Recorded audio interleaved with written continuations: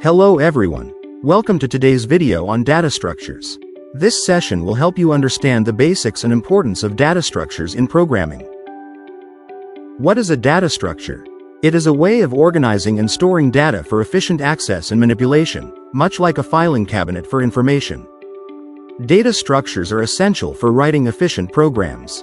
They manage large data, reduce memory usage, and optimize processing time. Data structures are mainly divided into two types, linear and nonlinear. Let's explore these in detail. Linear data structures store data sequentially. Common examples include arrays, linked lists, stacks, and queues. Nonlinear data structures allow multiple levels of data storage. Examples are trees and graphs. Selecting the right data structure depends on your application requirements. Use arrays for static data, linked lists for frequent changes, stacks for backtracking, and graphs for networks.